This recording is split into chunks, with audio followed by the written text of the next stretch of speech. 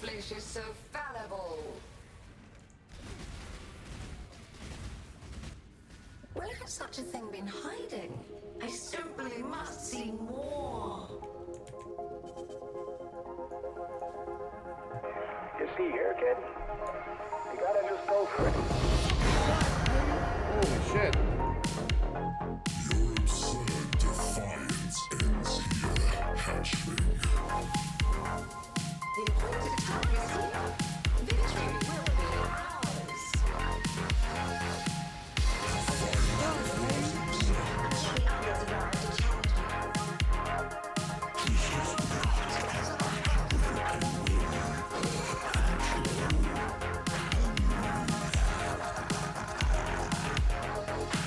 Don't think about what comes after or what came before. You just gotta bend your knees, and jump. And you might think, and if I fall? Well, what if you don't? What if you fly? The prize piece comes to join.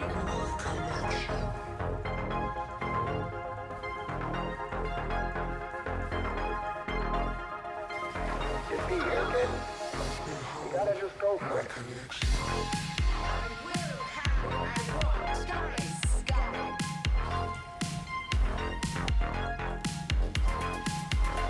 Why? My irritation is growing.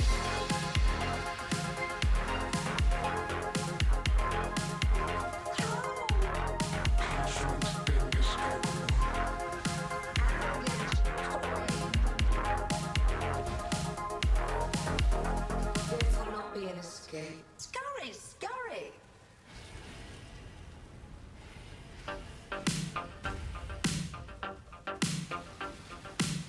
A cascade of pain.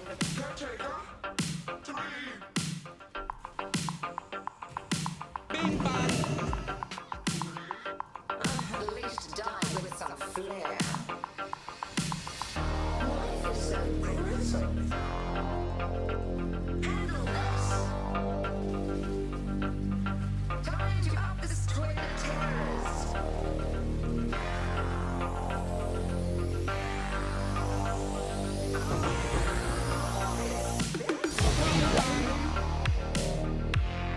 Now go retrieve more challenges than we found.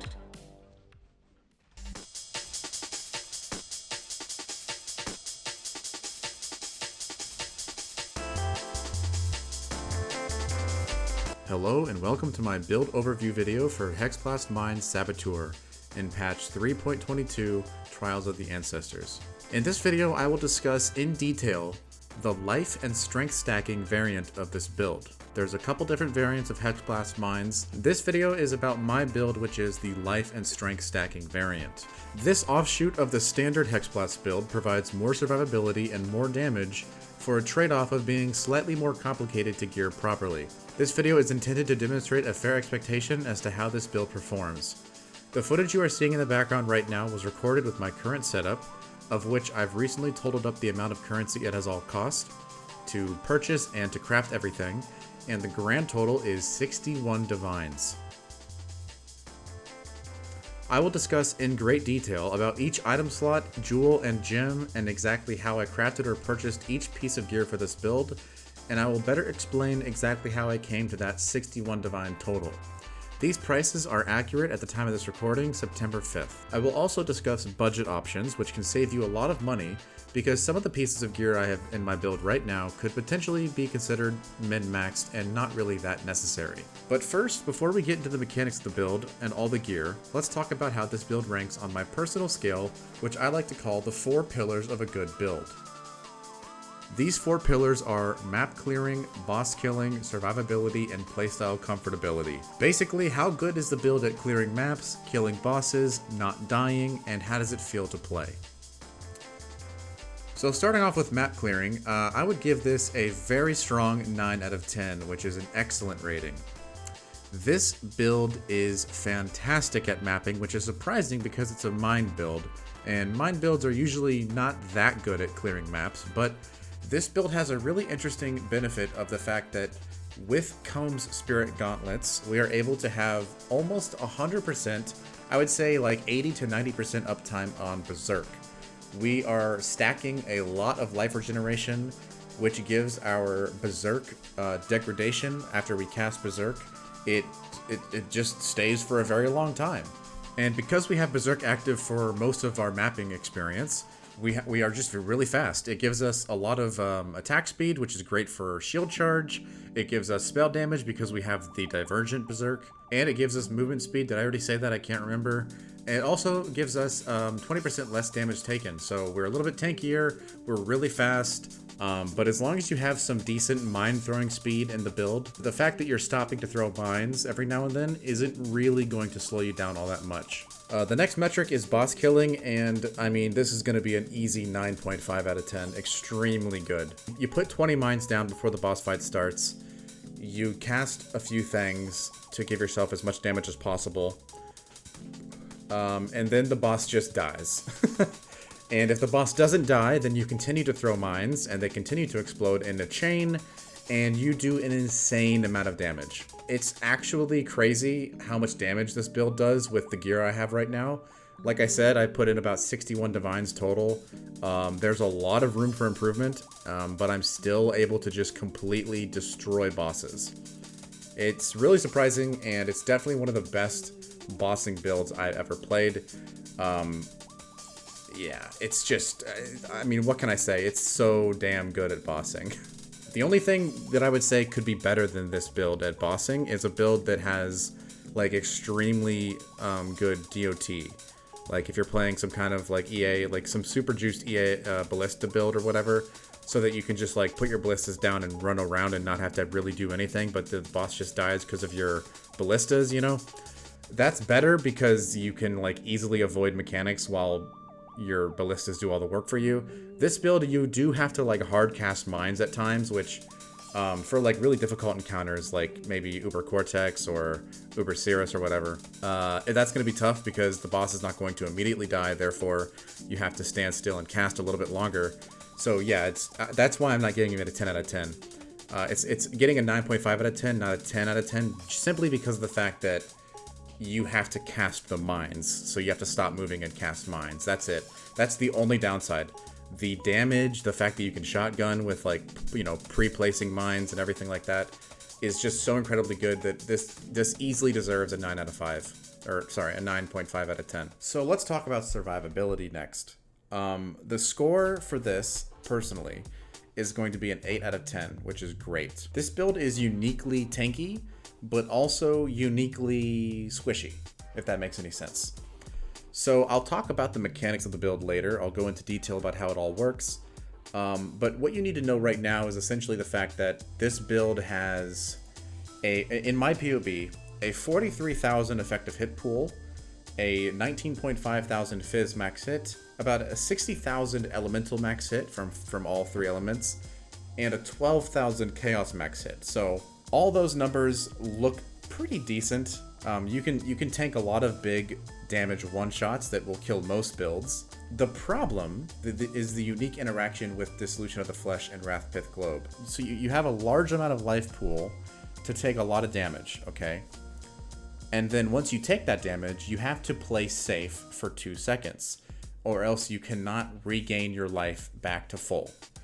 But once you no longer take damage for 2 seconds, your life then shoots back up to max.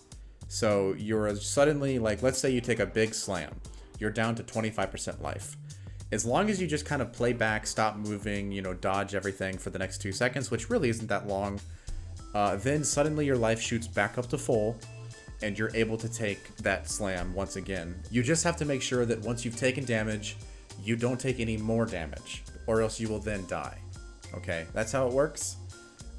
It's a little clunky. It definitely is a little awkward. It takes a lot of getting used to, because a lot of builds, you can just, like, you know, you take damage, you can slam a life flask, or you can use like a cast 1 damage taken setup to then, you know, be tankier for the next 2 seconds so that you don't die while you regen or whatever. Also, there's, you know, regen, right? We're using Comb Spirit Gauntlets, which means we don't have any life regen. We have Energy Shield regen, which is just for mana, which is literally just for casting spells. Our life pool does not regenerate at all. Our effective hit pool does not regenerate at all. We have to literally just wait 2 seconds, and then we can get back in the fight. That's how it works. So it's getting an 8 out of 10 simply because it's just a little bit strange. Playstyle Comfortability is next, and I'm gonna give that a 9 out of 10. I believe that's about as high as a possible score for this build, because it's a build that uses mines, and mines have their own unique thing that you have to get used to. If you've never really played a mining build before, you might not like it. So if you don't like it, then it's going to be a lower score for you. I actually like it a lot, but there is definitely a cap on the smoothness of the play style, right? Because so I find it to be a little similar to EA Ballista. So I played EA Ballista a few leagues ago, and I really liked it. However, one thing I noticed with EA Ballista is you walk into a pack of enemies, you put down your ballistas, there's a lag between every encounter from the time you cast your ability to the time that damage is dealt. Okay, so EA Ballistas, it's even longer because the ballistas fire, then they explode, then they do damage over time. It's actually pretty long for that skill. For this build, it's actually really fast. You throw mines quickly, and they almost explode immediately. So it feels really good, but there's an unavoidable amount of time from just simply throwing the mines and waiting for them to explode. Even though it's a very short amount of time, it exists. It's obviously slower than other skills in the game, like Tornado Shot, which does damage immediately, or Lightning Arrow, which does damage immediately. Like, this skill does have an incredibly small delay between the time you cast it and the time it explodes. So for that reason, I think it's capped out at 9 out of 10. I can't give it any higher than that, just simply because of the fact that you're using mines. I think in regards to playstyle comfortability, it's a 9 out of 10. It's an excellent score. So that's the 4 pillars, and the total of that score comes out to 8.875, which feels very right. It feels good. It's very close to 9. So this is a better than great score, but it's not quite an excellent score. So 8 is great, 9 is excellent on my scale. This build ranks at nearly excellent, and that's a very that feels like a very appropriate thing to say. Definitely a very good build in terms of my scoring system.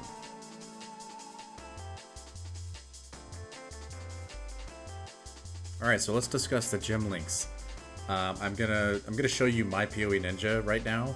So for the main 6 link, there's only 3 mandatory support gems: Minefield, Charged Mines, and High Impact Mine. Now, Charged Mines is not actually mandatory, but for this specific build variant, we are making a lot of use out of having Frenzy Charge uptime with Swift Killer, but essentially we're getting a lot of value out of Charged Mines, so we're going to use that. There's other builds that don't necessarily use Charged Mines, but the two that are mandatory for sure is High Impact Mine and Minefield Support. So the two gems for starting out when you're on a little bit of a budget is going to be a normal Void Manipulation and then Trap and Mine damage. So as you can see right now, I don't even have a 21 level of anything. I just have level 20 gems. But I do have a 2120 Void Manipulation because it's fairly cheap. What you want to do to upgrade this eventually is get Awakened Void Manipulation, but that's quite expensive. It's like 5 or 6 divines. And then you're going to want to replace this with either Awakened Fire Penetration, which is an interesting concept, or Awakened Chaos Damage Support. The reason why is because Awakened Chaos Damage gives you a +1, and Awakened Void Manipulation also gives you another +1. The best way to get damage onto this build is levels to Hexblast. Now, the cool thing about this build is that the rest of your links are pretty flexible. As you can see, I have an Abyss socket here. We'll talk about that later. But the other 4 links, the only 4 link that I have that's actually a dedicated 4 link is a AoE curse setup. And this actually isn't necessary. If you have curse on hit rings, like I do here, curse enemies with frostbite on hit, I've replaced this ring recently, but for this specific, but for this snapshot, I actually did have a curse on hit ring, which then means I needed to have a second curse applied via an AoE. But basically, the way that Hexblast works is it does damage based on removing a curse. But if you instantly reapply a curse with an on-hit ring or with a aura, then you just continue to do the most damage as possible. You're not going to ever have to recast the curse to do more damage and then recast the curse. You are always applying 2 curses, therefore you are always doing 2 curses worth of damage. So the links here is Blasphemy, which allows us to use the curse as an aura, and then we have Eternal Blessing, which this is a really interesting support gem because the downside of this support gem, so this support gem makes it so that our curse has no reservation, which is incredibly good. However, the way that this gem works is you cannot have this aura active while you have another aura. So like Determination or Grace or whatever. If you had any of those auras active, this would go inactive. So then you turn it on, it'd be like you swap between the two, right? But we don't have another aura. This is the first time I have ever played a build that did not use an aura at all. It's really interesting, but it's true. This build is able to be as tanky as it is. This build is able to do as much damage as it does while not even having any auras. So the only aura I have is the Eternal Blessing aura. Therefore, it's a free aura. It's a free AoE curse around my character, and that's it. It's just really nice. And then we have increased area of effect so that it basically hits everything on screen because it's a very large aura. And then we have our gem, which is Elemental Weakness. And the other gems is very simply just shield charge with faster attacks or momentum. You know, pretty standard stuff there. This is not even anything at all. This is vitality. So this is technically an aura, but it's an aura that reserves life, so it doesn't count for Eternal Blessing support. The Eternal Blessing support only cares about auras that reserve mana, not this. So this works, and this just gives us a bunch of rage regeneration, so that's nice. The Summon Stone Golem just gives us rage regeneration. That's it. The Mind Detonation, the Spell Gem, it just gives us quicker detonation speed. That's it, really. That's all it does. Down here we have these two things linked. These links right here don't actually matter. So Bear Trap is literally just a free thing. We cast Bear Trap just to do more damage on boss fights. It just makes enemies take 25% increased damage from trap or mine hits. We don't ever use Bear Trap while mapping. It's simply just for bossing. Despair is in our build because of this gem right here. So some builds will have a spell totem setup where they'll have a spell totem linked with like Wither, and the totems will cast Wither, which applies a stacking debuff. if you have Balance of Terror in your build, which is a pretty affordable gem, so with this jewel, you literally just cast Despair once, and then for the next 10 seconds, your hits will inflict Wither. Now, because we're hitting really, really fast, the Withers stacks really quickly, and then we don't have to worry about a spell totem setup. We literally just have to self-cast Despair, like not even on the boss. You literally cast it wherever you want, doesn't matter. And then you just get free Wither applied on your hits. So it's just incredibly good, and it's not linked to anything because it doesn't need to be. The only links I have here is Enduring Cry with Divergent Order support. So Divergent Order support makes us have a very fast cast of our War Cry. You can see that my War Cry is like... Just need a moment to catch my breath. It's pretty fast. Like, it doesn't really interrupt my the flow of gameplay really at all. And the reason why I have this is because it's giving me 3 endurance charges, which will last for the next 30 seconds until I cast it one more time and it resets. That's good just because it gives me physical damage reduction and elemental resistance. And then in our weapon, we have Flame Dash with nothing linked to it. That doesn't matter. I guess technically it's getting a little bit more quality because we have an Enhance linked to Berserk. So this is important. The Enhanced link to Berserk is important because our Berserk is giving us a lot of power. And the Divergent Berserk, which is, I think is about 1 Divine right now on the market, it's giving us more spell damage per quality. So this is going to total up to, right now, I have a cheap level 3 enhance, which is only 30 chaos. So that goes from 5% more spell damage to 9% more spell damage. And that's like basically the entire gym setup. Really, it's just like 1 dedicated 4 link, 1 dedicated 6 link, and then a couple random 3 links and whatnot. Nothing too crazy, and also I'm doing the damage that I'm doing that you see in the video with a lot of like 2020s, like not even like there's a lot of room for improvement in my gyms. A lot of these are very cheap gyms. I didn't really spend all that much currency on gyms at the time of recording. Okay, so it's time to dive into the gear. I'm gonna talk about each piece of gear, how I crafted it, how I purchased it, and whatnot. And we're gonna go deep into it. We're gonna talk about everything you need to know to get exactly to the point where I am at right now. Let's start from the top down. And what I mean by that is the most expensive item to the least expensive item. And the most expensive item is probably going to be the weapon. However, there is budget options here. You can save a ton of money and get, you know, a significant less amount of DPS, but you do not need to go all out on the weapon. However, I would suggest if you have the money to spend, you spend the majority of your cash on the weapon. I crafted this one right here. I also crafted a second one, which I sold for profit. They both cost me about 10 divines to craft. You can get lucky and do it within 5. If you get unlucky, you might spend about 15 to 20. So keep in mind that if you do decide to craft it yourself, you might end up spending a little bit around 20 to 25 divines if you get really unlucky, because this is done via a fossil craft. The most important thing on the weapon is the +1/+1. +1 to all is a very hard modifier to get, and combining that with the +1 to all chaos is very difficult.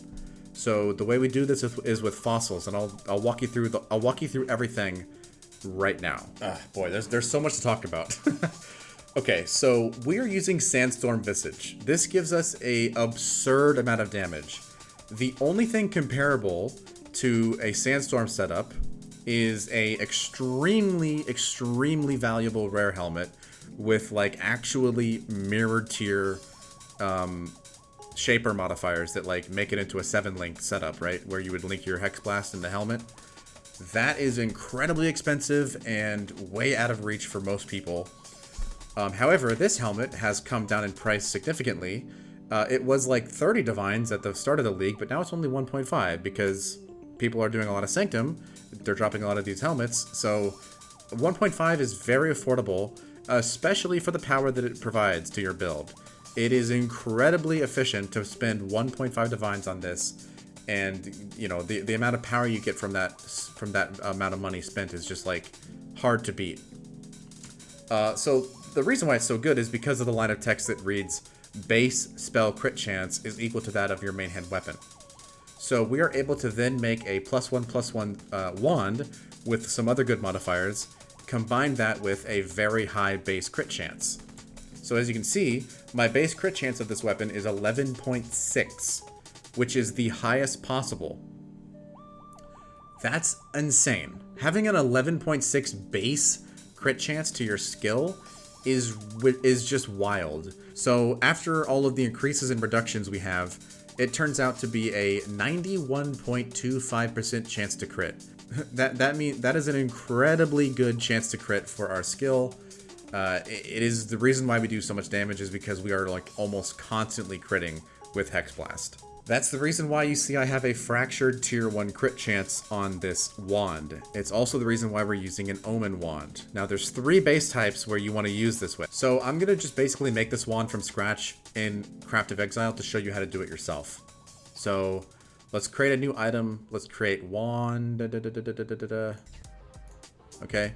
So if you look at all the wands that are available, the Prophecy wand has an 8% base crit chance.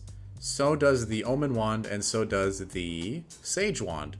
This is the highest base crit chance of all the wands available. So what that means is you want to use a Prophecy wand that's best in slot only because it has a slightly higher spell damage implicit, but I decided to use an Omen wand because the Fracture was cheaper.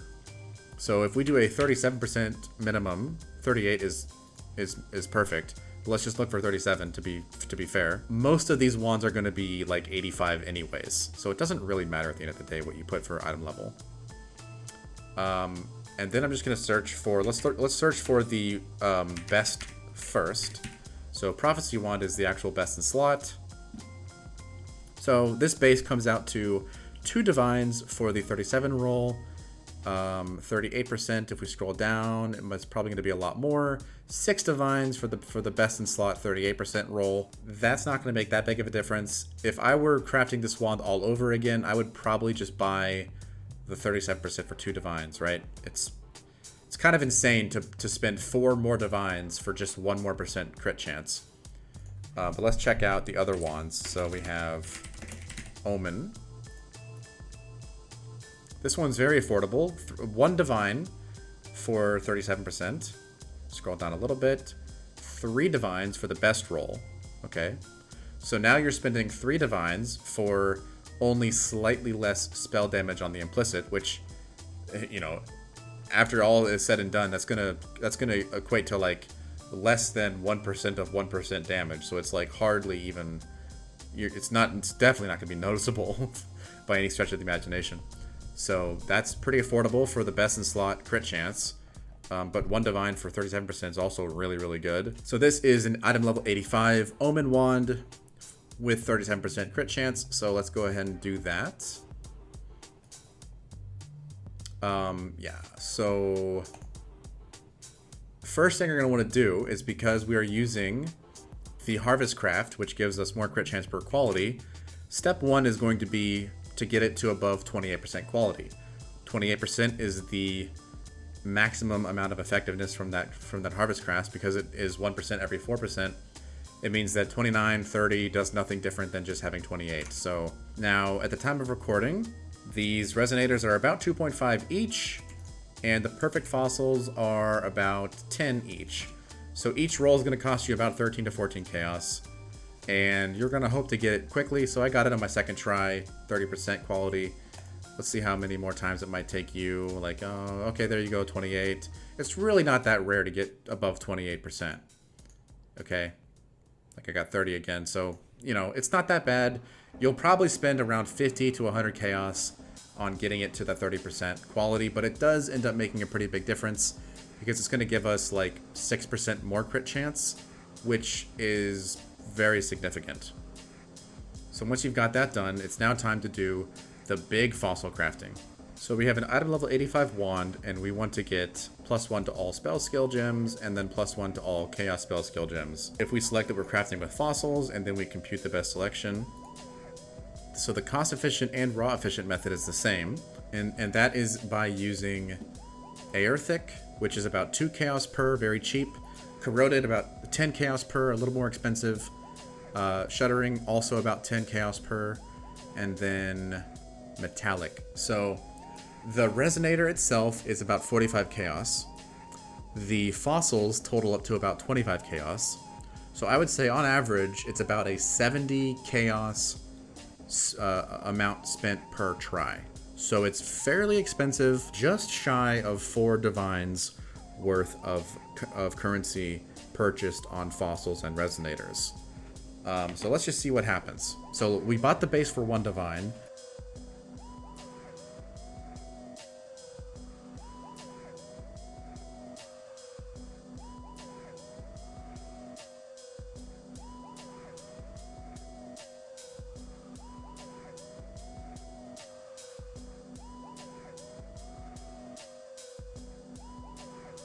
Basically, we're getting pretty unlucky. We're probably spending over 4 divines now.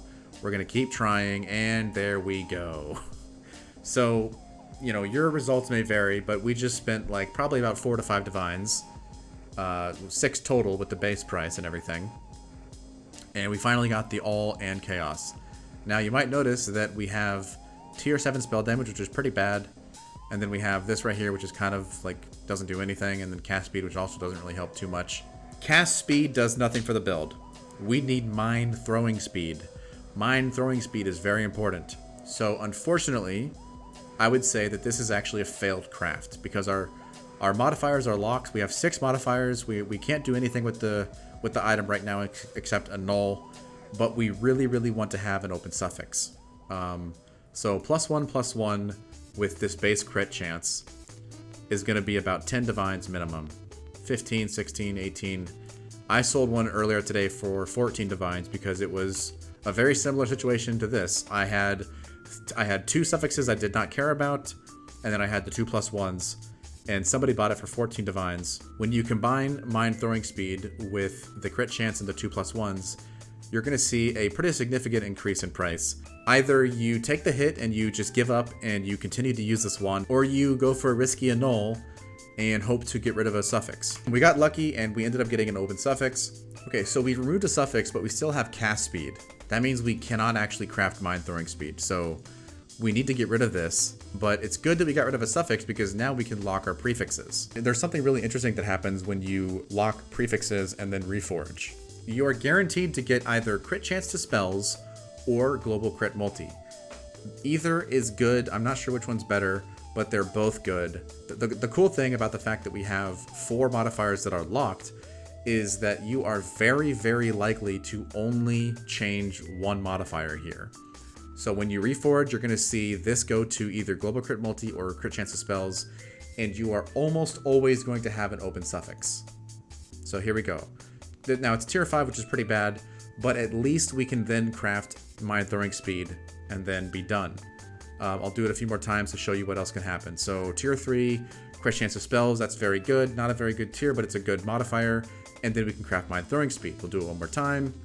Boom, we got tier 1 global crit multi. That would be so good, and this wand would be very expensive. Let's do it one more time. Tier 3 again, crit chance of spells, open suffix. One more time, same result, open suffix. One more time, tier 1, perfect roll. Oh my god, beautiful, open suffix. One more time, and we unluckily got the suffixes filled, but that's, like I said, very unlikely. Oh, it happened again. There we go, tier 2. Tier 2 crit chance of spells. You know, you can do this back and forth, and you can see for yourself the fact that you are very likely only going to get 1 modifier on the reforge. Once you get something good, or, you know, whatever you get, because it's 2 more divines spent. And then you craft mine throwing speed until you get 15. And there we go. So this total craft is like 8 to 9 divines we just spent. And we have +1/+1 with a little bit of spell damage, tier 2 global crit multi, and mine throwing speed. So the weapon's done. You're, and then you do the harvest thing to get yourself to 11.6. But, you know, that's it, really. That's the weapon. And it's really good. It's really strong.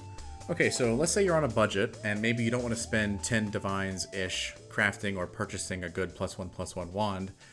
You can do something like this. So this search is designed to give you one of the 2+1s, and then some decent roll for crit chance, and one count of some decent roll for the other 3 modifiers you care about. Spell damage, crit chance for spells, or global crit multi, okay? If we search for Prophecy Wand, so the Bis Wand, let's see what this costs. So this is the cheapest option for 160 chaos. You have a wand that has +1 to all chaos spell skill gems. It has a little bit of spell damage. It has 10.32 base crit chance. So if you were to use this wand and alongside a Sandstorm Visage, you would still do a lot of damage. It would just be significantly worse than if you had like a 10 Divine Wand, right? And there's probably a lot of better options for about the same price. What you really want to try to do is find one that has an open suffix for mine throwing speed. Let's look for the second best base. Wow, okay, so this is really cheap. So this is actually decent. It's got the crit chance, it's got the +1, and then you can even do a suffix of throw speed for literally 15 chaos. So very cheap, and it will definitely get you clearing all the content in the game, for sure. My point is that there are a lot of affordable options if you're on a budget for your actual weapon. Okay, so now that we're done talking about the weapon, which is the most expensive part of the build, let's talk next about the next expensive thing in the build, and that's going to be the jewels. So this build, my tree is branching very far down at the bottom to make use of split personality. So a split personality that has strength and life is really, really good for strength stacking and life stacking. However, because it's so good, they are expensive. So it's about 2 to 2.5 per, and you're going to need 2 of them. So that's going to cost you about 5 divines total for these 2 split personalities. Now, of course, it's not lost on me that they're socketed in these large cluster jewels, which sometimes are expensive, but for this build, it's not really that bad. These 3 nodes, so Unholy Grace, Unwavering Evil, and Touch of Cruelty, on an 8 passive is only about 60 chaos right now. These have gone down in price significantly. I have a little bit of LE resistance on top, which is not necessary, and it's still only about 70 chaos. So very, very affordable cluster jewels. But then we come down to a rare jewel. So my rare jewel is not very good, but you're going to want to get at least the maximum 7% life, because that's just, we're stacking life, so this is very important. And then the other things that matter is either mine throwing speed or crit chance or global crit multi or whatever. I have these 3 modifiers, which ends up being about, you know, not that bad. This is a very affordable jewel, the one I have. If you were to get the throwing speed on here combined with something else that's beneficial like crit or global crit multi or whatever, it's probably going to be a couple divines. So keep that in mind. If you want to get a very good rare jewel, it's going to be quite expensive. But mine is good enough for now, and it's going to be only about 80 chaos. So the other jewel socket is our Dissolution of the Flesh. I have a mid-tier roll, 26% more life, which comes out to be about 100 chaos right now. You could spend a little bit more money to get 2% more life, and you get it, and then you're in the ballpark of spending multiple divines. That's gonna be my next upgrade. I have the money for it, I just haven't done it yet. Now, the next expensive thing is going to be the Forbidden Jewels. So this gives us 2 max frenzy charges, which is nice, but it's certainly not necessary. And it gives us increased charge duration, which is nice, but once again, it's not necessary. So if you can't afford these, then by all means, just put some decent rare jewels in these sockets, or just just put these points elsewhere. This one's 2 divines, and then the other one is about 4. Definitely forego that if you are on a budget. Other than that, we have a Brutal Restraint. So this is interesting. Mine gives me increased crit chance on both these notables. Now, I'm going to talk about this in detail. The Brutal Restraint itself is mandatory because of the fact that we're using the Traitor, which is something that I've never known about. I didn't know this existed, but this is my new favorite notable. But yeah, you can see if we take it out, it goes away. It's Mind Over Matter, but we put that in and now it's the Traitor. This notable is amazing. It's the reason why you see I have 2 empty flask slots. Flasks gain charges per empty flask slot every 5 seconds. So every 5 seconds, I gain 8 flask charges. And you might notice that that means my Bismuth flask is permanently active. It's literally like I'm wearing a Mage Blood.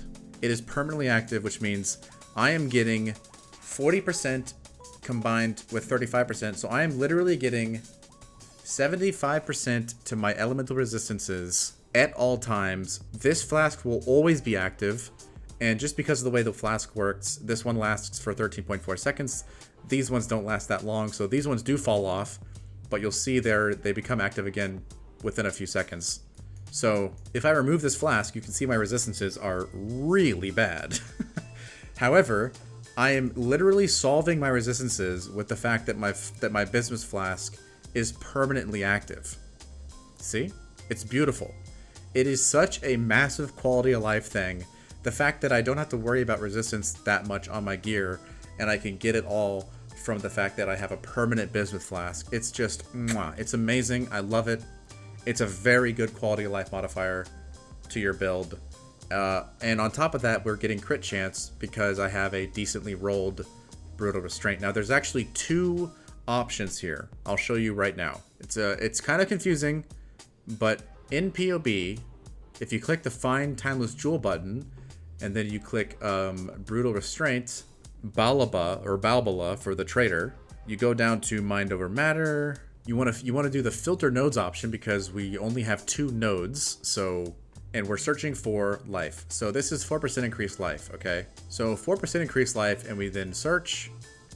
We can see each notable that has the 4% life is going to give us 10 points of weighting, so a total of 20. What this means is every seed that you see that has 20 is going to have the 4% increased life on the 2 notables you can see right there. Quick Recovery, Arcanist Dominion, which is the 2 that we have allocated. Quick Recovery, Arcanist Dominion. So then you can just click this button, copy trade URL. So you go to your browser, you paste the trade URL, and here we have it. So this trade URL is going to show us this range of jewels. And as you can see, they're pretty expensive.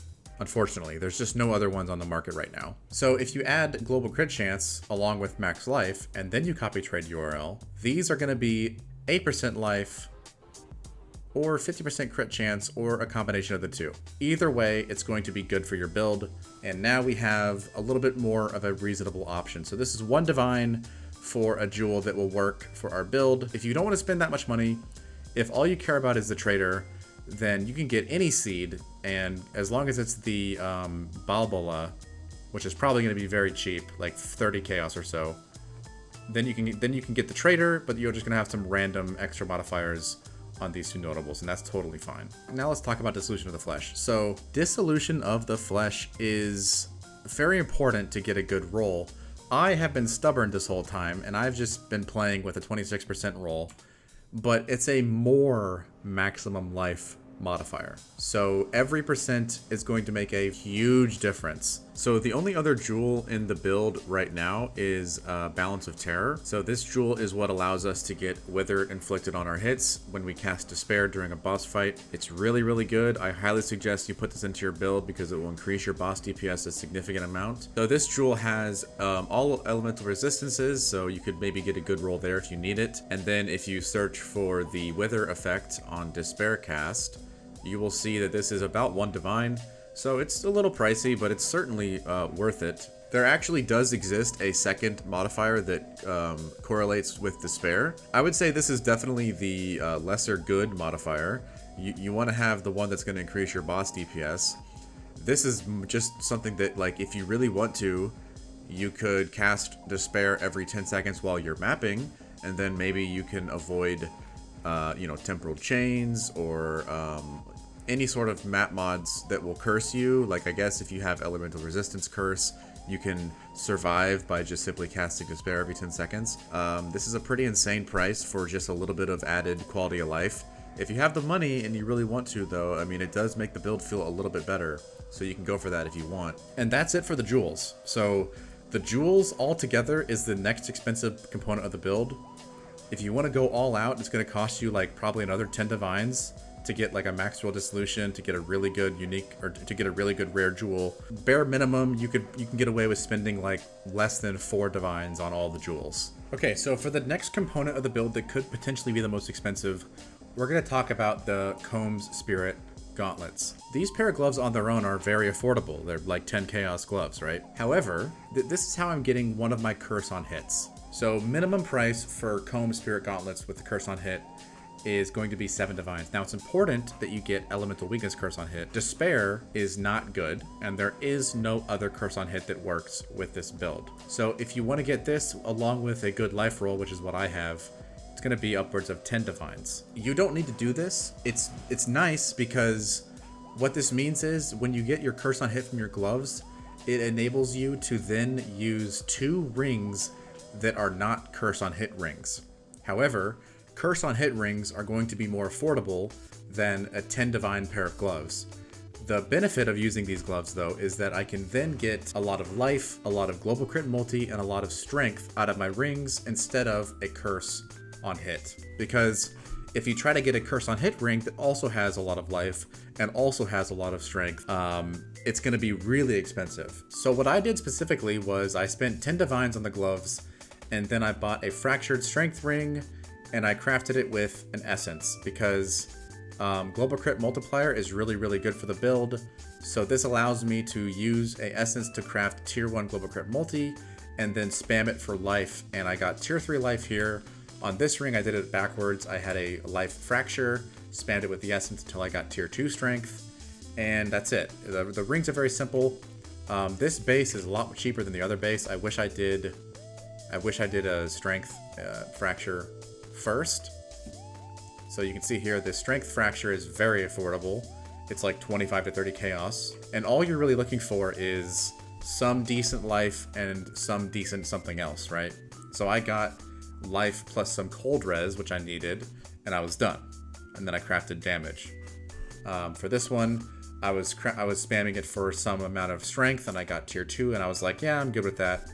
And there you go. So the total amount I spent on these rings is like 1 divine each. But if you really wanted to, you could forego the global crit multi, and you could probably find yourself a ring that has good life, good strength, and maybe some resistance or something else for way cheaper than that. So the next thing to talk about is probably going to be the belt. So this belt is also a little bit min-max, but could definitely be a lot better. The obvious thing here is that this is a synthesized belt, which means that if you have a so the highest tier percent strength synthesized belt, item level 83, the base is going to cost you about 3 divines. At that point, all I did was then spam it with an essence that gave me this mine throwing speed, and I just waited until I spammed it until I got some other decent rolls. So I got tier 2 strength and I got tier 6 life, and I was like, okay, I'm happy. The most expensive component is obviously the base, and then it's just about how lucky do you get with essences. The essences themselves are like 6 or 5 to 6 chaos each. So, you know, it's not that crazy to imagine yourself getting some decent rolls within like the first 10 or the first 20 essences. So I would say on average you're going to spend like about 4 to 5 divines crafting a belt that's good for your build. And that's really all there is to say about the belt. The mine throw speed, like I said, once again, is very, very good. So it's mandatory. If you don't want to go for the percent strength, if you just want to get yourself a mine throw speed belt with some good life and some good flat strength, that's totally fine as well. You could probably even get like a Stygian Vice or whatever. You're going to have less strength at the end of the day, but then you're not going to have to do what I had to do on my boots, which you'll notice is weird, which is the next thing I'll talk about is the boots. So the reason why I have these boots with an Abyss socket is because I have a synthesized belt. This is the only rare armor piece in the build. Everything else is unique. Okay. So what that means is I need an Abyss socket somewhere. Therefore, I put it on the boots. And I don't need a dedicated 4-link. I can just use my 3-link with shield charge and faster attacks and momentum. So there is a socket available for an Abyss socket. So what I would suggest you do with this is get yourself a fractured maximum life pair of armor-based boots like I did here, and then spam it with an Abyss socket fossil, which is a suffix by the way. Once you get a good strength roll, like tier 2 or better, you then lock your suffixes and do a Veil Orb to get movement speed. Okay, so here we have our fractured Titan Greaves, item level 85. And then we go up here and we get a hollow fossil, and we quite literally just spam it until we get strength. So for context, these fossils are actually kind of expensive. They're about 30 chaos per. So this could potentially be a very expensive craft, but strength is actually quite common on boots. So there we go. It didn't take us that long. It took us 1, 2, 3, 4, 5, 6, 7, which is about 200 and something chaos. Once we have our decent roll of strength on the boots, we then would spend 2 divines, locking suffixes. When you use a Veil Orb on a pair of boots, you are incredibly likely to get some decent roll of movement speed. Now, some people might say, hey, you should just go to Harvest and reforge speed. That's an option. Like you see right here, I just got tier 2.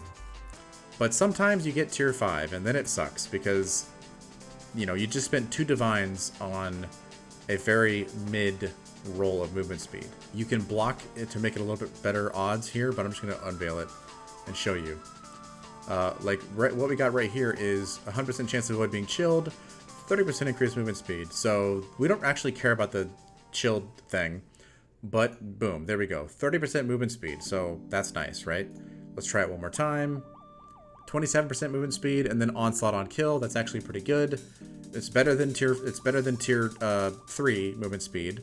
It's not quite as good as tier 2 movement speed, but at least it is way more likely that you get a decent movement speed roll doing this method. We just got it 4 times in a row, and then we got it a 5th time in a row here.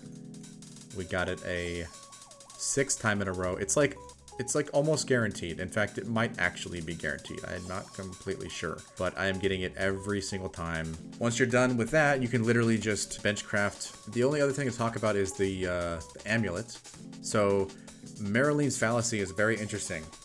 This amulet gives you a extremely large amount of global crit multi. Because we are almost always dealing crits, we basically just have permanent culling strike, which is so nice. This amulet is very, very cheap, which means even if you go for the max roll global crit multi, it ends up being pretty affordable. So the anointment itself is the most expensive anointment in the game. It's the one that allows us to actually do 2 curses. So that's another divine added to the total. So that's almost everything. The only thing else to talk about is the Wrathpith Globe, which is, there's not really anything variable on this item.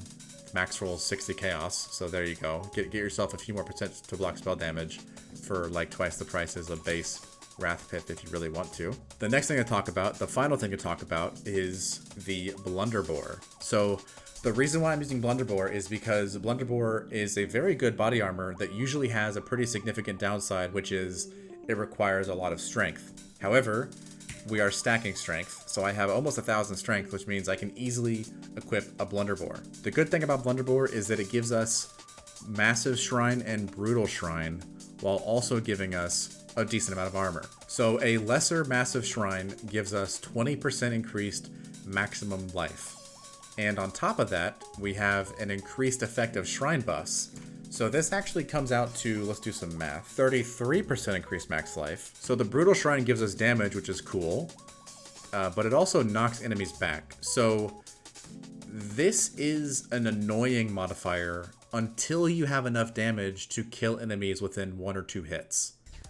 It's annoying when you don't have a lot of damage because then enemies get knocked out of your mines, but once you start doing enough damage to like really just obliterate enemies, it's then actually nice because when enemies get knocked away from you, they're not hitting you with their physical damage attacks, so you actually have a little bit of survivability in the fact that you have a permanent knockback on your mines. So that's actually a pretty good benefit of this body armor. The only thing I could upgrade here is obviously a better roll for the shrine effect, but then also I could get a +1 to gems or +2 to AoE gems. As it stands right now, base price of this item when it's 6 linked is 2 divines. With my roll for the effective shrines, it's still 2 divines. So yeah, you can min-max this by getting more levels to Hexblast, and then if I had a +1 Blunderbore, I would get about 600,000 more damage. If I had a +2 Blunderbore, it would go up to about another, so a total of 1.2 million more damage. So it's very, very valuable for me to do that eventually. It makes a very big difference. It's like a 20% increase in overall damage for the build to get a +2 Blunderbore. So yeah, if you have money to spend, definitely go for that. So a byproduct of the fact that Blunderbore has an extremely high strength requirement means that it's actually really difficult to get colors for our build. Getting green or blue sockets on this is really difficult. However, in the current state of the game, this is easily mitigated by using tainted chromatics. So in case you didn't know, when you put a corrupted piece of gear into the bench, you can actually still do crafts on it with the sockets and with the links. Blunderbore that is not linked at all and is not corrupted, they're very, very cheap. You can put 6 sockets on it with, you know, 200, 500 jewelers, whatever it costs on average. And then you can vol it either yourself manually, or you can vol it with the menagerie to guarantee that it doesn't get bricked. And then once you have a 6-socket corrupted blunderbore, you come into the bench and you do this craft right here. So 4 linked sockets is going to cost you 5 fusings and 5 vols, and it's very cheap.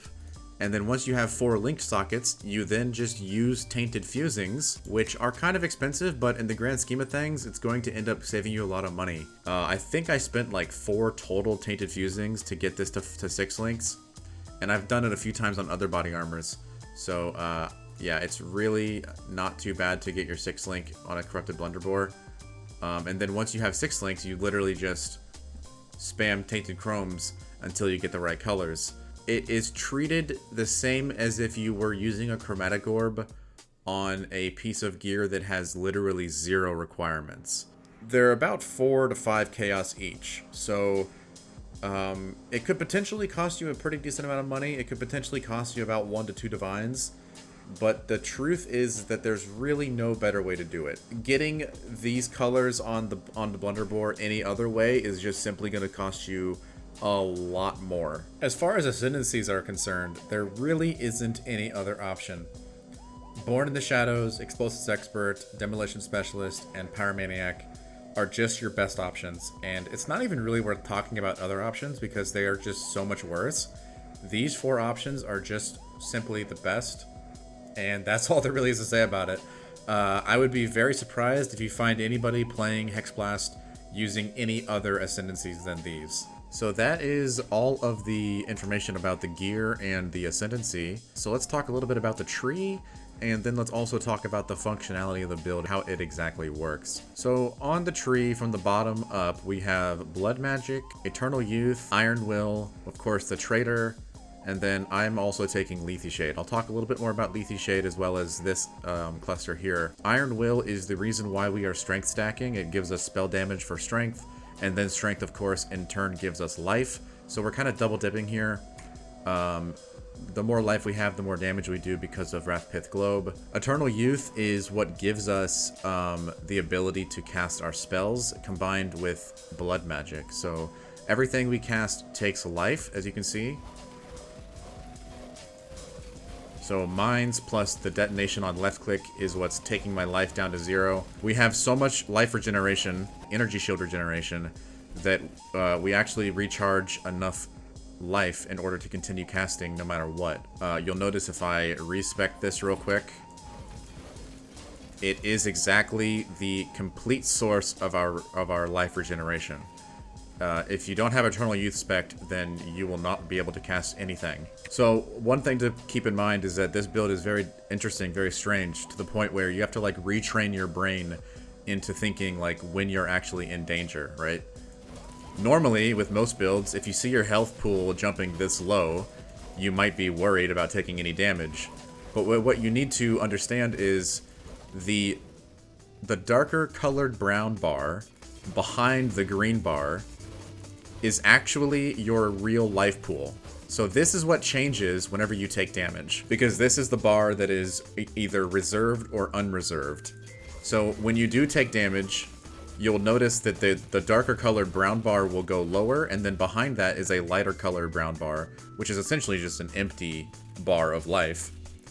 Once that empty bar of life is all the way, full, which means you have the entirety of your life pool reserved, that is when you actually die. So if you take damage in a map and your life pool gets reserved down to half or down to 25%, you then need to stop taking damage in order for it to be reserved back to full. And that happens instantly. So after 2 seconds of not taking any damage, your life reservation goes instantly back to full, and then that means you can then take as much damage as you are able to once again. So that's exactly how that works. Now, because of this, I am opting in to take these points right here. This build is shock immune and ignite immune, as well as I am currently 100% freeze immune, I am bleeding immune, and I'm poison immune. So the reason why we did all of this is in order to make it so that we take as little damage as possible. If we catch a bleed, if we catch a poison, and then we take damage, that poison that persists will stop us from being able to recover our unreserved life back to full. So you want to be able to quickly take as little damage as possible, which is the reason why I'm spec'd into here, and I'm also spec'd into this for the Corrupted Blood immunity on the Mastery.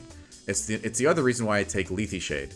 So Lethe Shade, whenever we do take damage over time, we'll take 50% less damage over time at the start of that time period.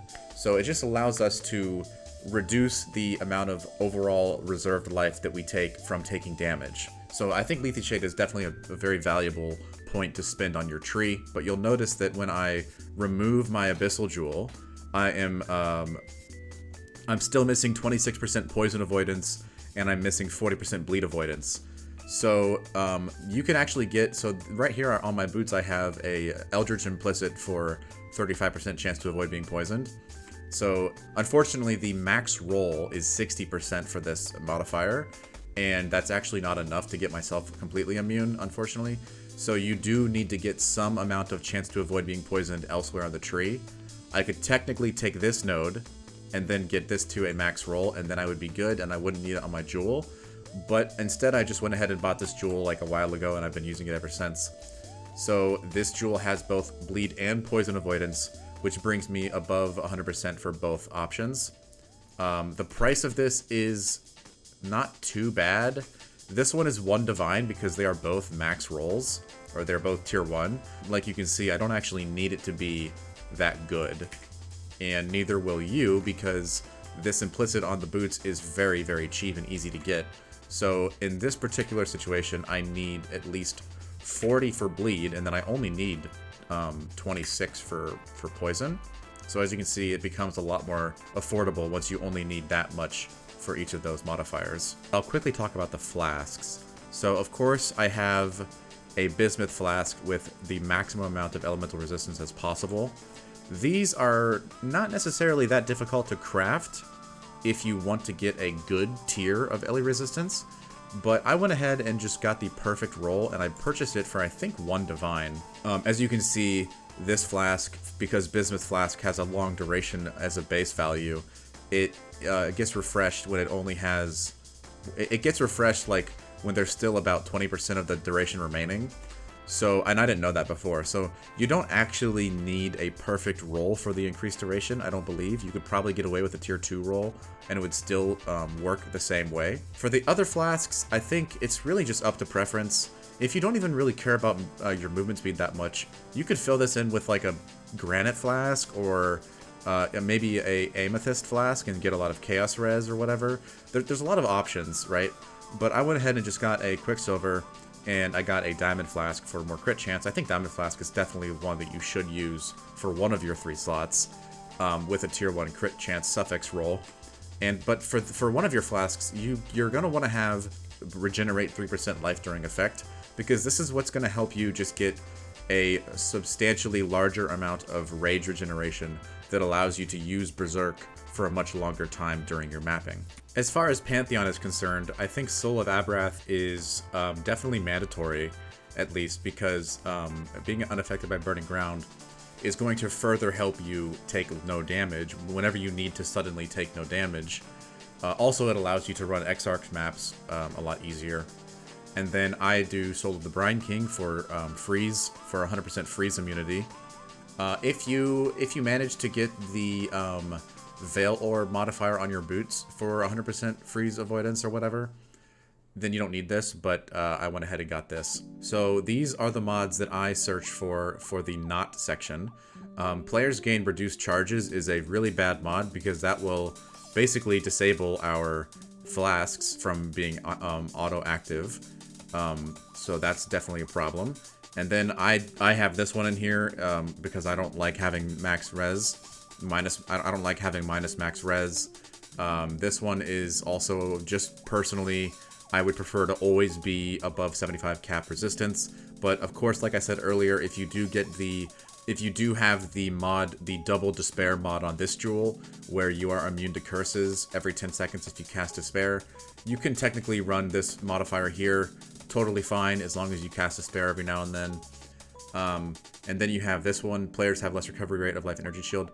This one is really, really bad, so I would say that the flash charges and then the less recovery rate is definitely mandatory for a bricking modifier on your maps to avoid, as well as, of course, the cannot regen life or mana shield, or mana energy shield. When you have less recovery rate of your life and energy shield, it means you basically can't cast your spells, because your life will not regenerate fast enough to continue casting your mines or your detonation. And then this one right here, area has patches of desecrated ground. Desecrated ground is literally just blocks on the ground that is like a slow amount of chaos damage over time. That slow, even though it's not a lot of damage, it will stop the ability for you to recover your unreserved life. So this is just annoying.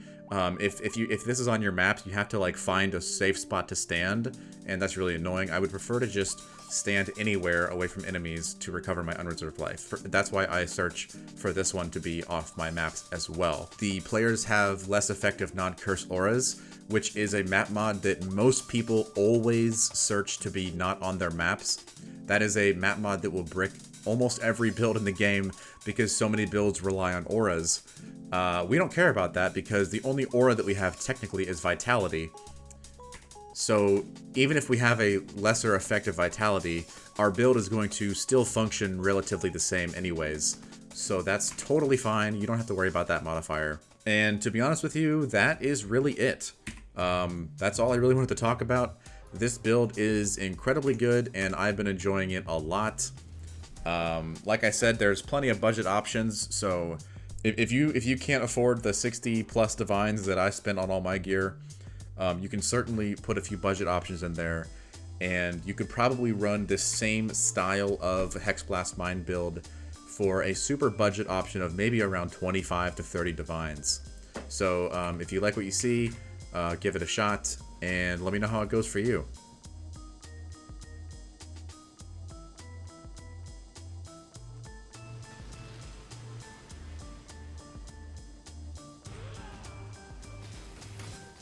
Just need a moment to catch my breath.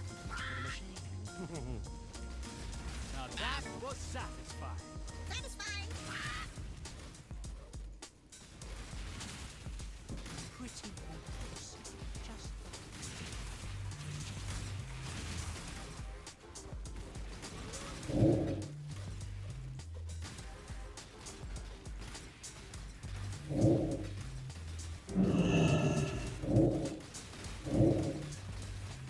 Bing bang.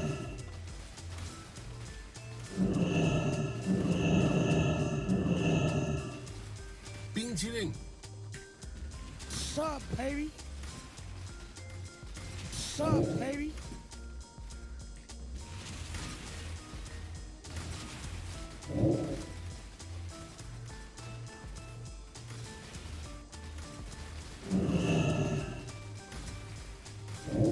Bing bang.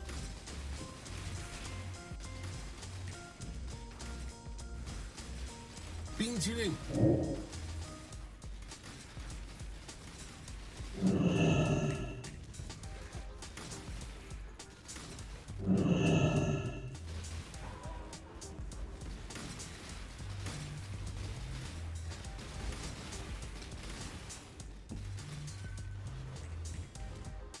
Bing chilling.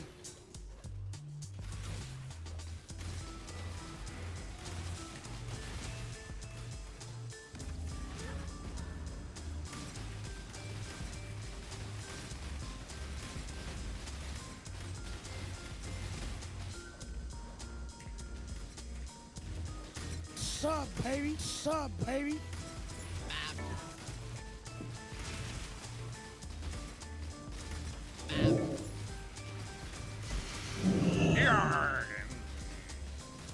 Sup, baby? Bing Sup, bang. baby?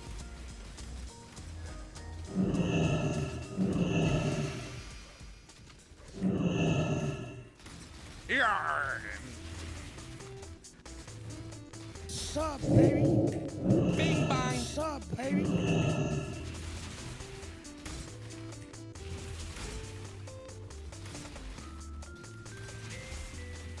Sup, baby?